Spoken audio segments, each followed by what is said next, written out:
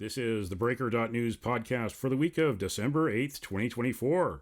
I'm Bob Mackin, publisher of theBreaker.news and host of the Breaker.news podcast.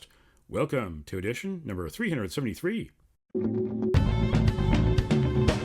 The Breaker is your source for news, opinion, and analysis about British Columbia issues, institutions, and influencers. Later, I'll tell you how you can support The Breaker. On this edition, headlines from the Pacific Rim and the Pacific Northwest. I award a virtual Nanaimo bar to a difference maker. And on the Big Deal feature, border security in the wake of Donald Trump's tariff threats to Canada and Mexico. 27 years ago, the Liberal government of the day defunded Canada's ports police. My guest is Peter German, the former head of the RCMP in Western Canada and now the chair of the Vancouver Anti-Corruption Institute. Peter German says the time is long overdue to bring the police back to the ports to battle fentanyl, guns, and other illegal goods.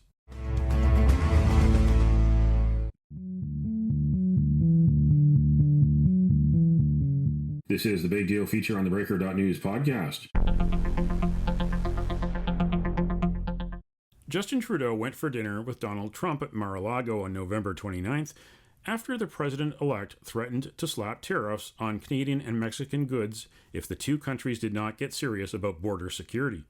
Trump says there's too much fentanyl and too many illegal aliens entering from both countries.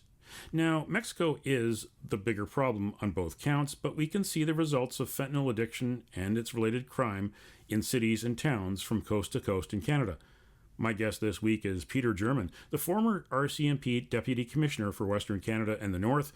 He is also the former Pacific Region Director for Corrections Canada. You may know the name Peter German better for his dirty money reports for the BC government. Those set the stage for the Cullen Commission public inquiry on money laundering. Peter German is now the chair of the Vancouver Anti-Corruption Institute at the University of BC. In 2023, he wrote Policing Our Ports for the City of Delta, which shines a light on the lack of policing at Canadian ports. Peter, in your report, you go over the history of how we got here, and one key moment in that history was from the 1990s when the Ports Canada Police was disbanded. This is a case study of what happens when a police force is defunded. Yeah, thanks, Bob. First of all, what a pleasure to be with you again on the podcast.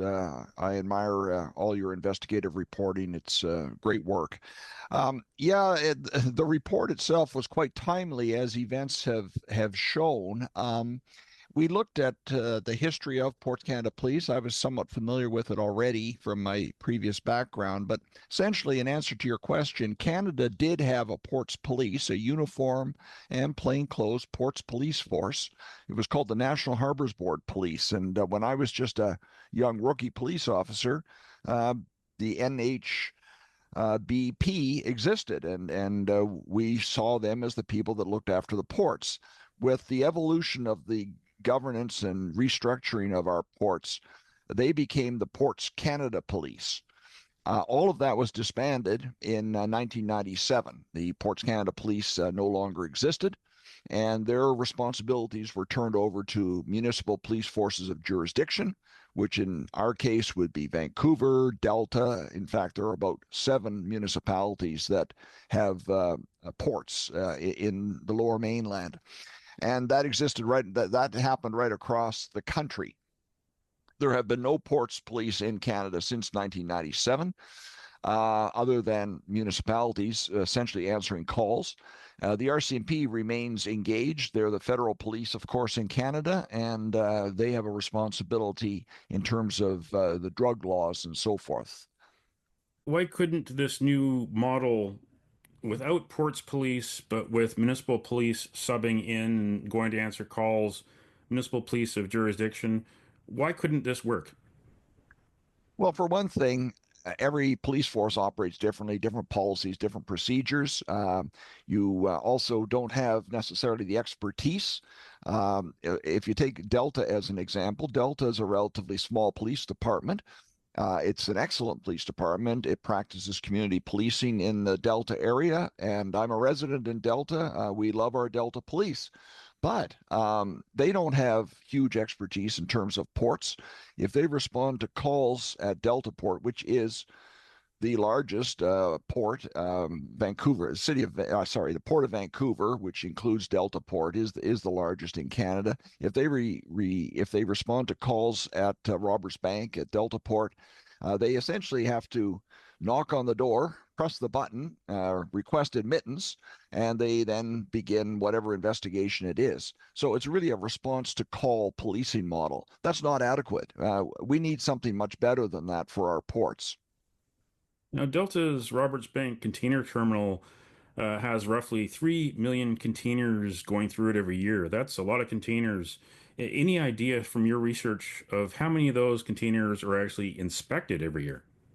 Well, the CBSA, Canada Border Services Agency, of course, is responsible for incoming and outgoing cargo and so forth in our country. And, they do a good job considering their resources and their limitations, but they're not terribly forthcoming in terms of what they inspect. And the individuals at the local level were really not allowed to speak to us when we put together our ports report.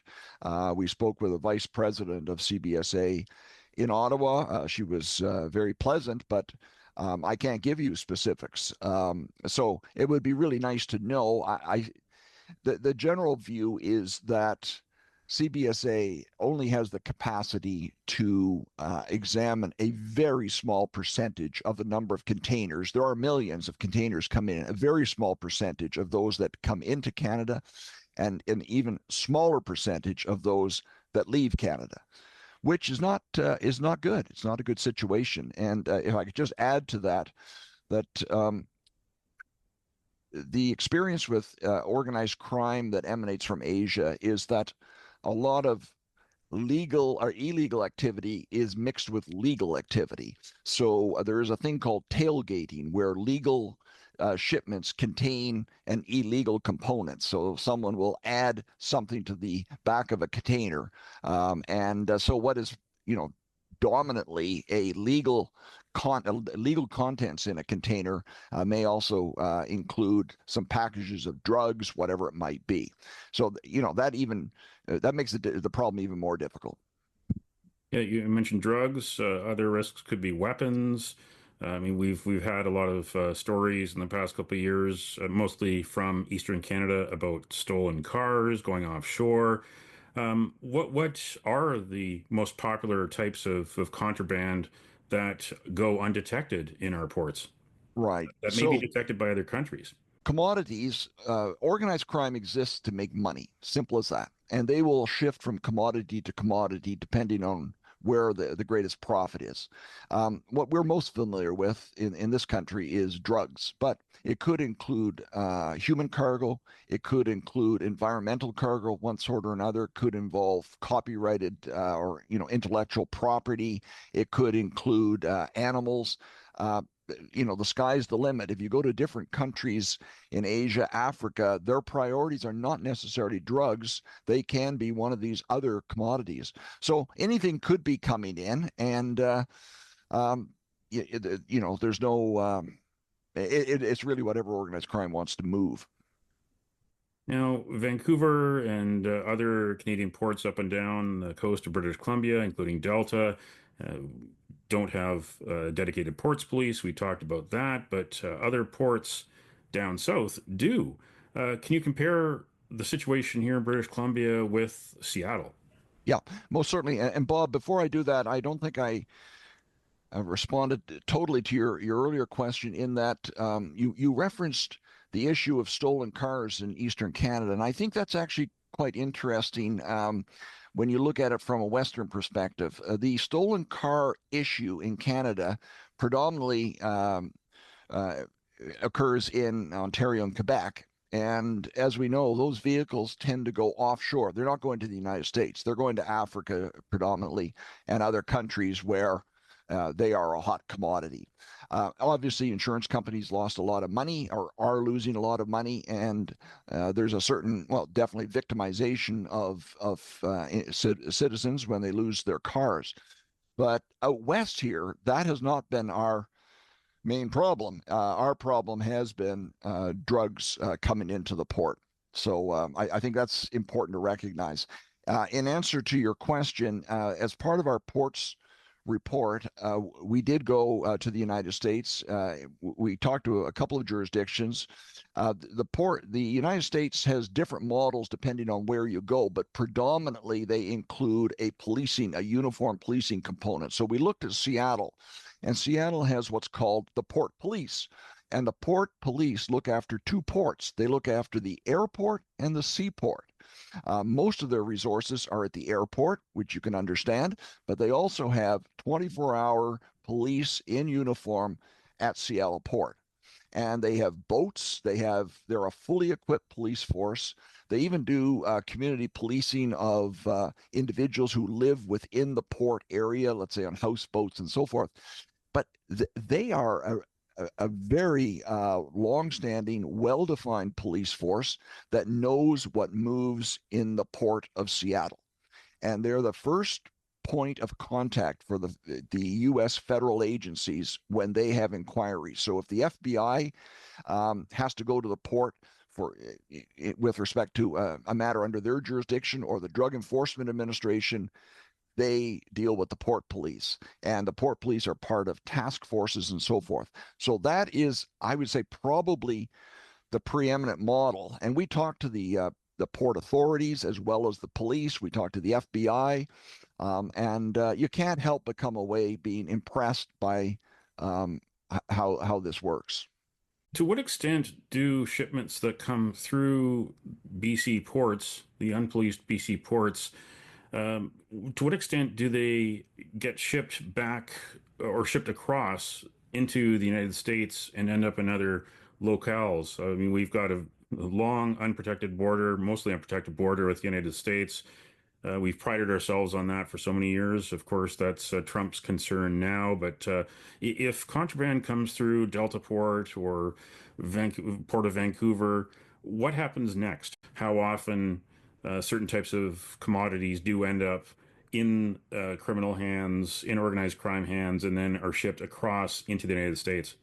Yeah, so in terms of actual, quantifying the amount of drugs and other illegal products that enter the states, that is something I don't think anyone can really do with accuracy. Most reports, most statistics are based on seizures, and we know that seizures tend to be a very small percentage of what actually takes place. No different than, people driving around with drugs in their car. How many cars are stopped compared to how many people have drugs in their car, by way of example.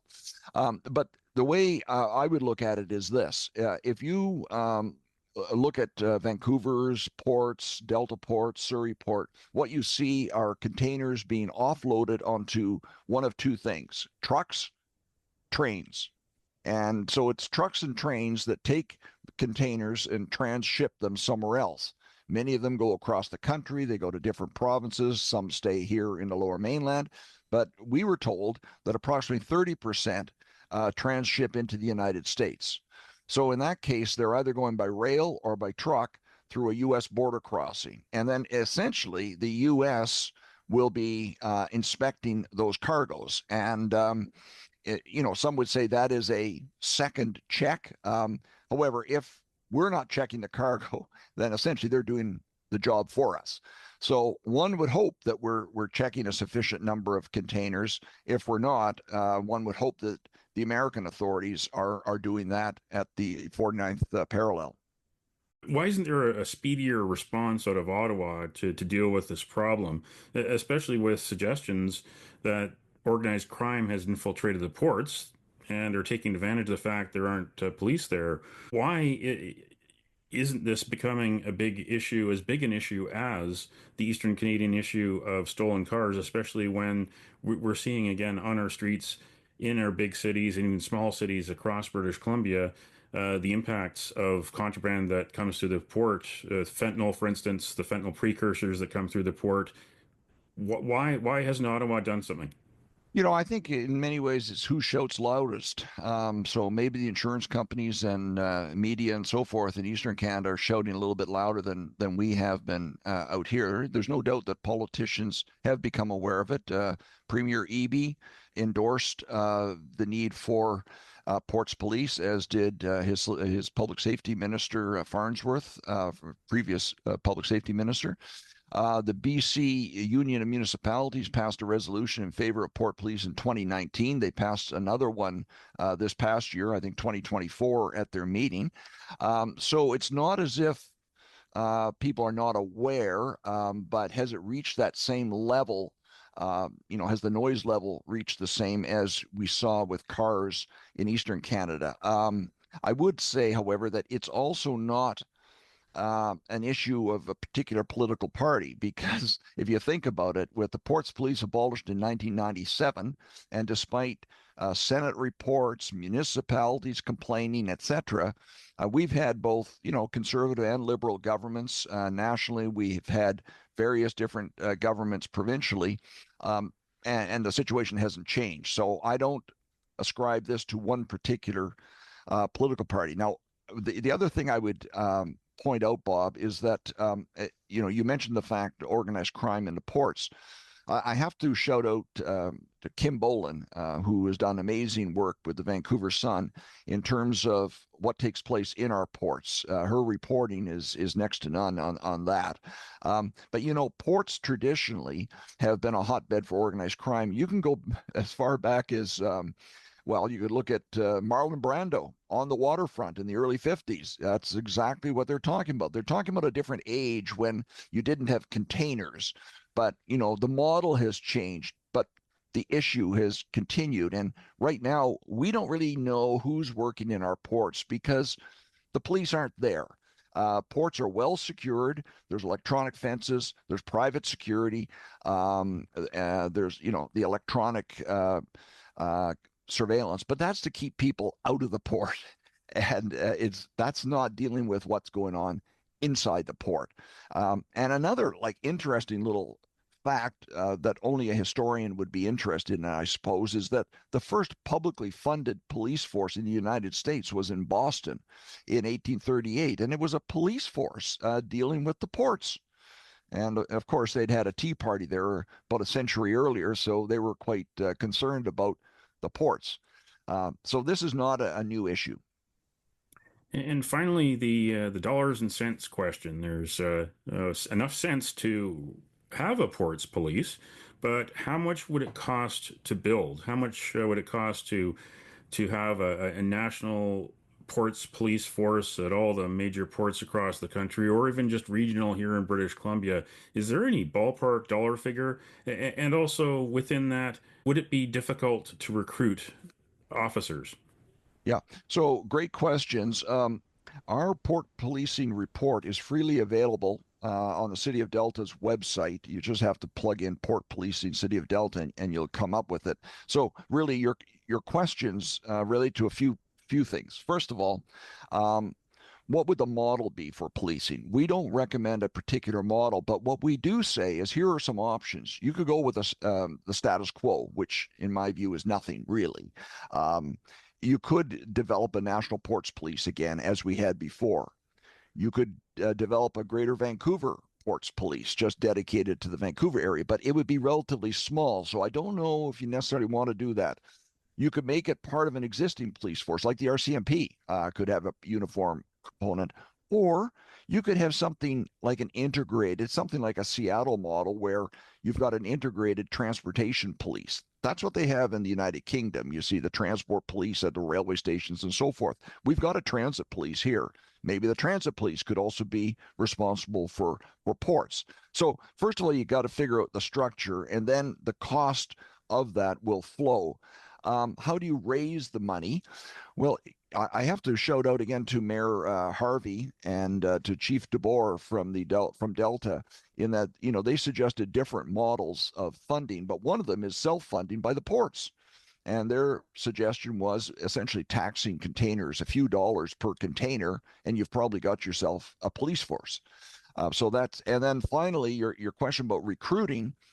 It is true that recruiting is very difficult for police forces. In this day and age, Surrey is an example of that, where they can't field a full police force at this point in the city of Surrey, despite being police force of jurisdiction. They're essentially, less than half the resources on the road. So where do you find them? The RCMP has had a lot of luck lately in hiring. Principally because their salaries are now commensurate with other police departments, and they have lots of opportunities for career development to offer. So I suspect it's one of these cases where you have to create an attractive model and then aggressively recruit. The people are there. It's a matter of finding the best and bringing them on board and keeping them rather than moving off to some other department. It's not just an issue that should be talked about nationally in context of tariffs and Donald Trump's threats. It's about the safety of our own citizens here, safety of our own country. Peter German, who wrote the Policing Our Ports report for the city of Delta, among many other reports in recent years about how to make British Columbia, how to make Canada a safer place, and how to battle transnational organized crime. Thanks again, Peter, for joining us on the podcast. You're most welcome, Bob. Thank you. Thank you to my guest, Peter German, and some postscripts courtesy of his Policing Our Ports report. The Quebec-based Hells Angels expanded to BC in 1983, taking over from the Satan's Angels gang. They did this allegedly to give the Hells Angels a foothold in BC ports. Canada, US, and Mexico ports are tied together on the vast CKPC railway network. In the US, post 9/11, all port employees require a basic security clearance, but in Canada, only 20% of them are vetted.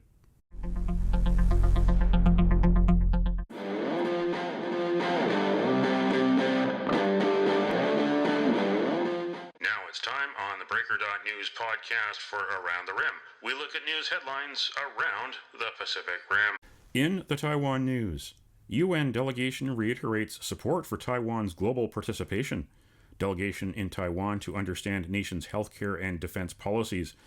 Delegation leader Palau UN Ambassador Ilana Said thanked Taiwan for its long-standing friendship with diplomatic allies and pledged to continue supporting Taiwan on the international stage, including in the United Nations, the World Health Organization, and the International Civil Aviation Organization. In the Korea Times, martial law soldiers sent to buildings of Election Commission, liberal YouTuber.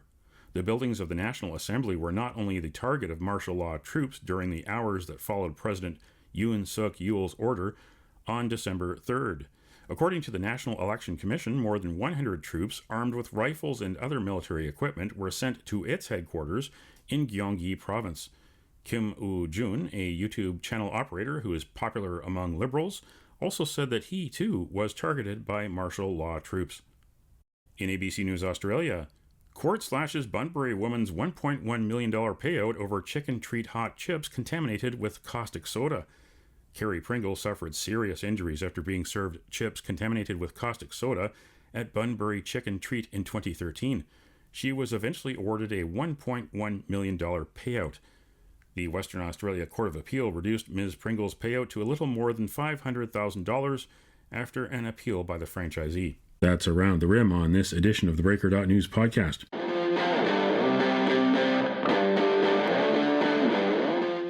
it's time on the Breaker.news podcast for Cascadia Calling.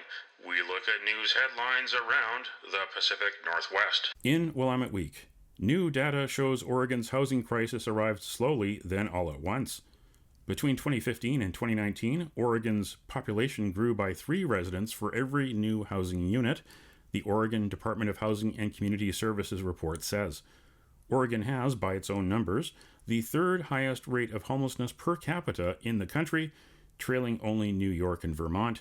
Many factors contribute, but 2 are its high rates of substance abuse and mental illness. In Crosscut, priced out. Fear and resistance in Washington mobile home parks. The Cascade PBS documentary explores how one ownership group has bought up communities statewide and raised rents, straining low-income residents. To increase revenues, park owners can minimize spending on upkeep, hike rents, impose new charges, and shift operating costs to residents. While investors rake in billions, thousands of American families are being priced out of one of the last bastions of affordable housing.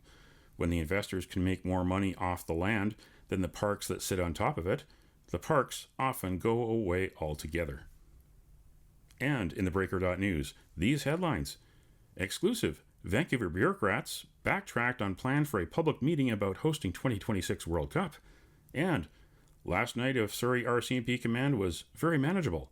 Read the stories behind the headlines. Go to theBreaker.news and introducing bobmackin.substack.com.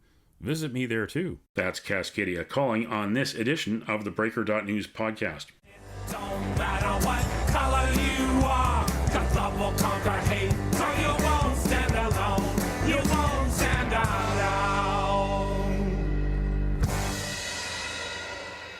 The virtual Nanaimo Bar, brought to you by Spruce Hill Contracting.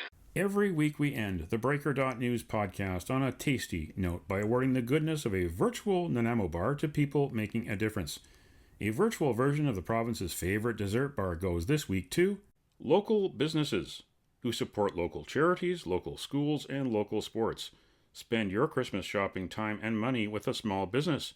December 8th is the end of Local Business Week, but 2 more weeks remain until Christmas.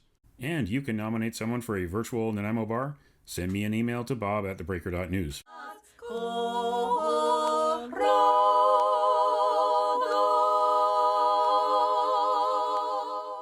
That's it for the Breaker.news podcast for the week of December 8th, 2024. I'm Bob Mackin. Thanks for joining me. Did you know that on the 8th of December in 2013, Metallica performed in Antarctica, becoming the first band to play on all continents? And in 2019, the first confirmed case of COVID-19 in China. Now you know. Send me your feedback. Send me your story ideas to bob@theBreaker.news. Bookmark theBreaker.news. You can also find us at theBreaker.ca. And introducing bobmackin.substack.com. Visit me there too. Sign up for the free email newsletter and get updates to your inbox, or follow The Breaker News as news happens on X, formerly Twitter. And you can support The Breaker for as little as $2 a month. For more information, go to patreon.com/thebreakernews. That's patreon.com/thebreakernews. Until next week.